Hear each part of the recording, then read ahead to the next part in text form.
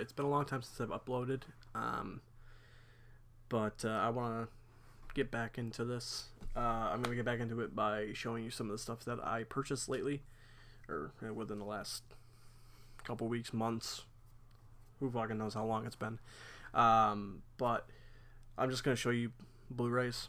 Some of them I've seen, some of them I haven't seen yet.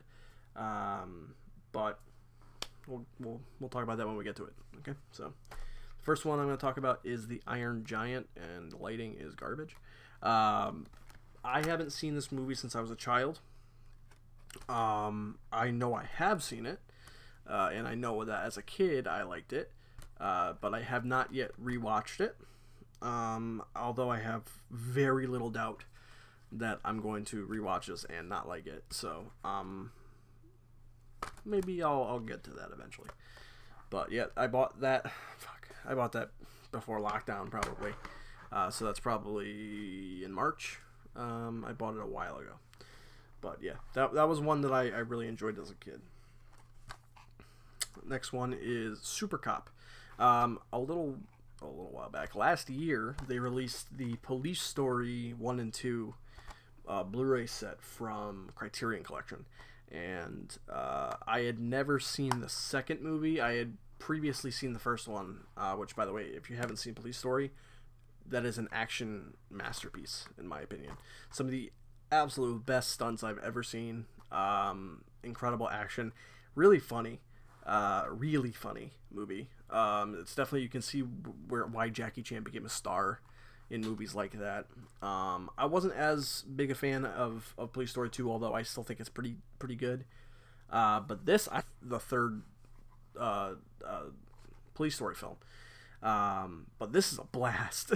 And I learned recently that apparently during the helicopter, the train sequence, Jackie Chan almost died making this movie. But man, this movie is badass. It's fucking really cool. But I haven't seen this in a long time. I haven't seen this since I was in high school probably, which is a while ago. The next one that I got is one that I wanted for so long. And Hamilton Book, I believe, had a sale on Blu-rays, and I got this baby for $11. This is one of my big Sam Raimi blind spots. I love Evil Dead 1, 2, Army of Darkness, obviously Spider-Man 1, 2, 3, but I think it's this, and I also love Darkman. I think it's this and Oz the Great and Powerful are like the two that I think I haven't seen. Maybe there's another one in there somewhere, but and that the Western he made with Sharon Stone, I haven't seen that one either. But I've been wanting to see this for so long, and I knew Scream Factory was putting this out, and I really wanted it, but it was like $30, and I couldn't do it at the time. And it's fucking loaded with special features. So I'm really excited to check this one out. I've been dragging my feet on watching it because I got it like a couple of weeks ago. But yeah, this is really good. I mean, this looks really good, and it comes with the original poster art as a reversible artwork. And yeah, this is one that I'm hoping to watch soon. But we'll see. I'm back to work, so I have a lot less time to watch movies. Another Criterion, Candyman. I had never seen this. I watched this during self-isolation. My fucking god, this is really good. And I had, like I said, I had never seen it. I saw one scene. It's a scene where he's in the parking. I think it's in the parking garage, and he's got like the bees coming out of his mouth. And I turned it off at that point. I can't do bees. Bees are not good for me. But I watched it all the way through, and the thing that I took away from this the most was that the music and the cinematography paired together, it makes this film feel so much grander than it is. And all the acting's fantastic. My only real issue with the movie wound up being that I wasn't wild about the ending. But a rewatch can iron that out after I know what I'm getting. But man, this was one that this struck me a lot differently than I thought it was going to. yeah, I definitely love this one. I only saw the unrated cut. I don't know how different it is from the theatrical cut because I think it's not that much longer than it. It's literally not longer. It's 99 minutes. They're both 99 minutes. So I don't know what's different, but I really dug this movie. Definitely gonna rewatch that probably around Halloween time. Another Scream Factory. I got one more after this. This is one I also hunted for a long time, and finally picked it up off of eBay, and that is The Burning. And I reversed the artwork because I like this artwork better. I'd never seen this. This was like one of the only big camp slashers that I had. There's probably more that I haven't seen. I shouldn't say that, but this is definitely I think the only 1981 slash, because 1981 had like this deluge of slasher films, and not just slasher films, because the 80s in general had a deluge of slasher films, but it was the year where a bunch of really awesome slasher films released. It's like My Bloody Valentine released that year. The Burning released that year. I think not Nightmare, obviously. Friday the 13th Part 2, I believe, released that year. Yeah, I mean, like that had like a big. Oh, and there's one more. The Prowler. I think the Prowler released that year. But this is like I think the only one out of all of them that were like super important that year that I hadn't seen. And my God, this is fucking awesome. This movie is so gnarly. And I really, the thing that I appreciate about this movie is, yeah, it's a slasher film. It's an 80s slasher film. It's got that charm of the era. But while all the characters don't have like the most dimension, they're all likable. Well, not all of them. But they're entertaining to watch. You don't want them to die mostly. So it makes the kills more intense. And Savini's work on this is outstanding. It might not be his best. I think for me, my favorite work from him is probably Maniac. But this is up there. The raft scene alone is stunning. But yeah, I fucking really dug this. I wasn't expecting it to hit me that hard as far as like my enjoyment factor is concerned, but I'm so glad I finally saw this. I as soon as I finished it, I wanted to rewatch it because it's such a blast of a film. Speaking of 1981, I got My Bloody Valentine.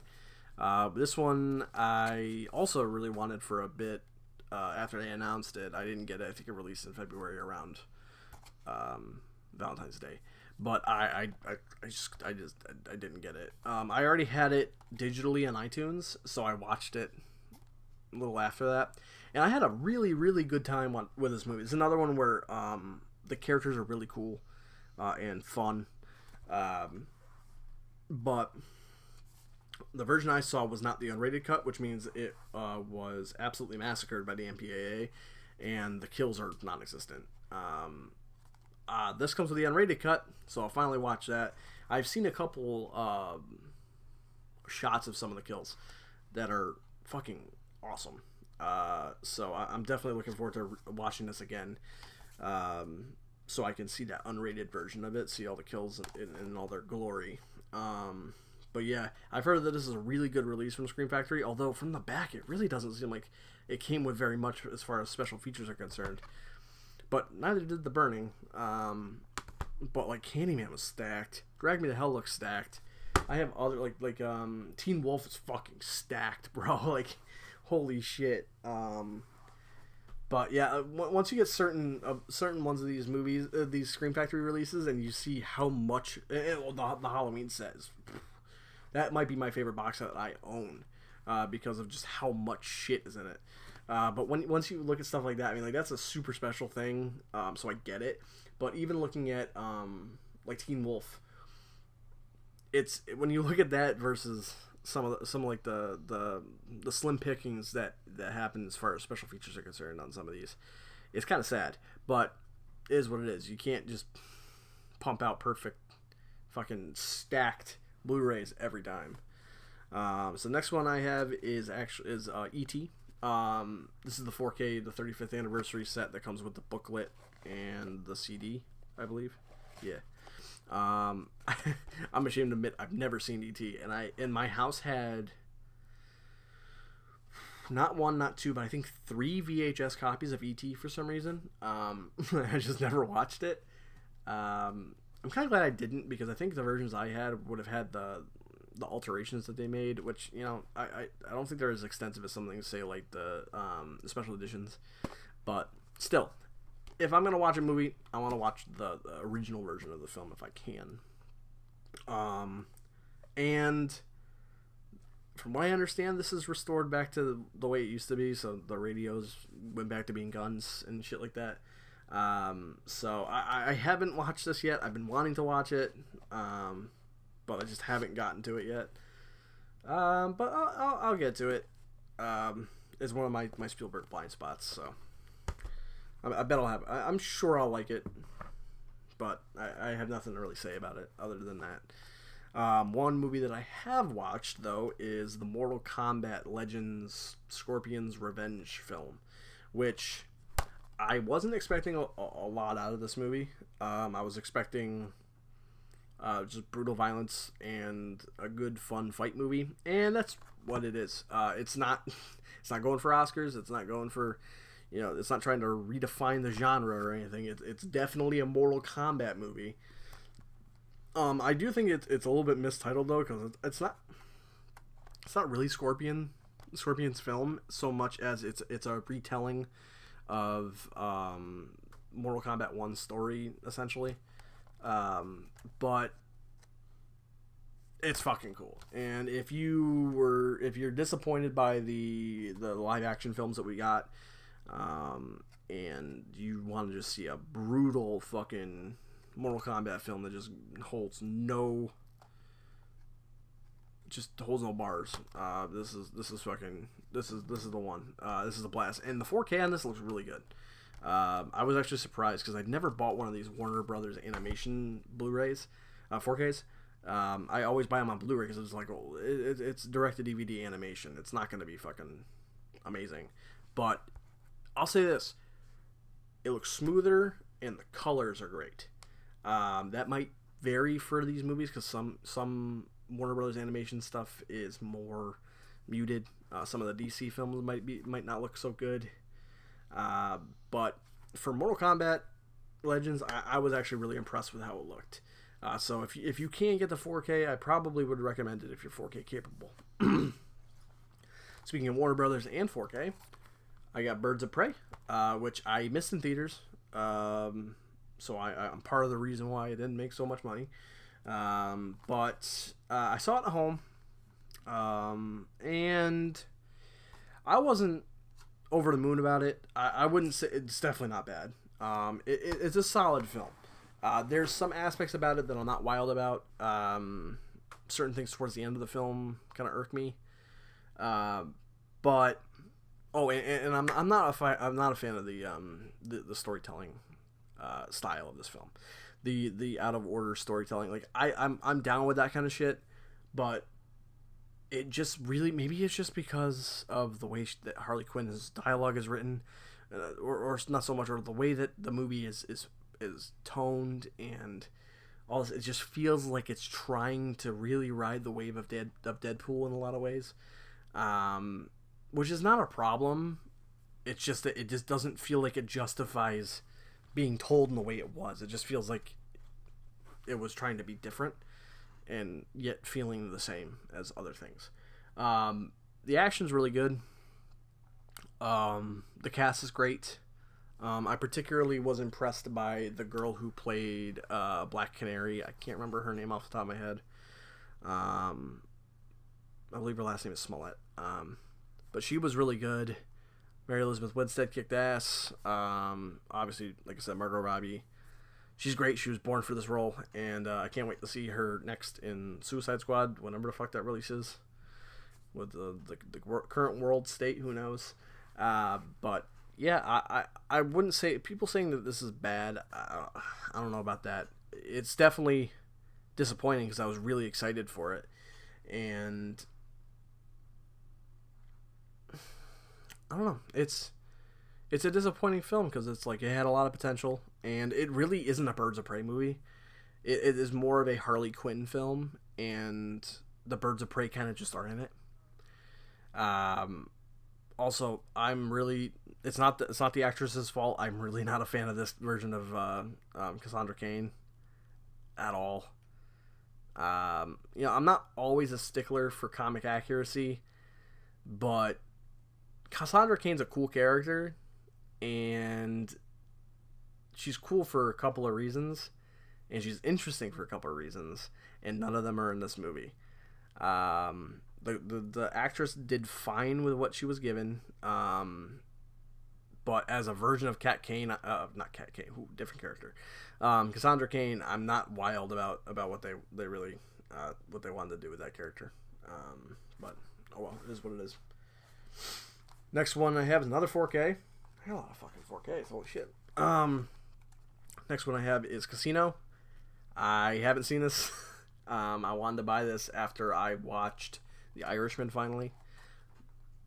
That movie's fantastic. But I really wanted to watch because I just wanted to watch a Scorsese film I hadn't seen, and this was one of them. And Mean Streets I have to see, specifically a mob film. So I will get to this. I just keep looking at it and be like, this movie's almost 3 hours. Do I have time for that? Not right now. So I will get to this. I've seen a couple scenes where I'm like, yes, I need to see this. And it's Scorsese. As far as I'm concerned, I haven't seen a single movie by Scorsese that is below an 8. So I'm hyped to check this out finally. But we'll get there. This was my favorite movie of the year for quite a bit. Granted, it's kind of slim pickings with, again, the state the world is in right now. But Bad Boys for Life, a movie I had absolutely zero, not anticipation, but zero expectations for. I thought this movie was gonna be garbage. Actually, no, that would be that would be an expectation. I was not expecting anything out of this movie. I was expecting, leading up to it, I'm like, this movie is gonna get fucking destroyed, and it's probably not gonna be very good. Even though I thought the trailers were pretty fun, but joke's on me. This is the best Bad Boys movie in my opinion. I think this is a way more mature movie than I was expecting, especially with the trailers. The trailers really leaned into some of the Bayisms and the classic Bad Boys kind of vibe, which is not a problem at all. And they do lean into that in the movie, but they also really look at these characters and add a layer to them that we haven't had before. Maybe that's because Michael Bay doesn't care about characters. As long as things explode and there's hot women, that's all that matters. But hey, whatever. His movies make a lot of money. But this movie had a lot going for it. Not just in they did some really strong writing with these characters. They really gave us an emotional connection or an emotional drive for both characters that we just haven't really had before. And Will Smith and Martin Lawrence are fucking awesome in this. There's a scene in a club involving Martin Lawrence talking to Will Smith without him knowing people are listening that just had me screaming in the theater. I was crying with laughter. But yeah, I haven't rewatched this since the theater yet. I heard this 4K is amazing, like reference quality, and it's IMAX enhanced, I think. I don't know what the fuck that means. I don't know if that matters. But I'm looking forward to rewatching this. I'm probably just gonna do a run through. Although Evil Dead, Bad Boys 2's gargantuan runtime is I don't know. Another 4K, The Invisible Man. This is another one I had absolutely zero. I didn't expect anything out of this movie. When they showed the trailers off for this movie, I thought it looked like a bad Lifetime film. That's redundant because I think all Lifetime movies are bad. But I thought this looked terrible. Terrible. And when it released and everyone was like losing their minds over it, saying like, this is amazing, I was confused. I mean, like, it's not that there isn't talent behind the movie, because obviously Elizabeth Moss is great. She's a great actress. I think Eldon Hodge is in this. He's also great. And Leigh Whannell's a great director. I loved Upgrade. But I just the trailers were just so bad for this, and it completely betrayed what the movie really was. And if it weren't for the fact that I talked to a bunch of friends that had seen it and said, "No, you need to see this," I probably would never have. I probably wouldn't have seen it for a very long time, because the trailers are just so bad. So I don't know who the fuck was the marketing department on this one, or who the fuck was working in the marketing department and thought those trailers were okay, but they need to have a talk with somebody. But this movie is fucking awesome, and the first 10 minutes of this movie are nail biting. Moss is fantastic. Her performance, she's really great in this. The visual effects are impressive. This movie was, I can't remember, I think it was like $7 million they shot this for, and they shot it in 40 days. They fucking killed it on this movie. Yeah, I'm super duper impressed by this movie, and I also hear the 4K, but this is really good. They just said that they're doing somebody is doing a Wolfman film now, and they're having Ryan Gosling as the Wolfman. I am beyond hyped for this. Whatever the fuck bloomed out of the the universe that died with The Mummy 2017. Because whatever, I'm glad they got that wake up call, because this is awesome, and I hope they do more shit like this. Okay, back to I haven't seen this movie territory. Redline. I was perusing Facebook, and people were posting GIFs of this movie, and I was just watching this. I'm like, wow, this looks amazing and crazy. And someone told me that this is basically like an adult version of Speed Racer or something. I literally saw the GIFs, sorry, and I instantly purchased it. So I haven't popped it in yet. I probably will soon. It's only like 100 minutes. But yeah, I'm totally hyped to watch this one. All right. I think it's I gotta think about the movies I've seen this year so far. I think this is still my favorite movie of the year. Is The Way Back. Wow. This was the last movie I think I saw in theaters before all theaters shut down.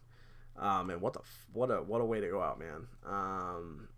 This is fantastic, and Ben Affleck gives the performance of his career. And there's a particular scene in this film, I won't spoil it if you haven't seen the movie, where he is talking to somebody and he is pouring his heart out, and it really feels like it's Ben Affleck talking, not the character, and it is absolutely riveting.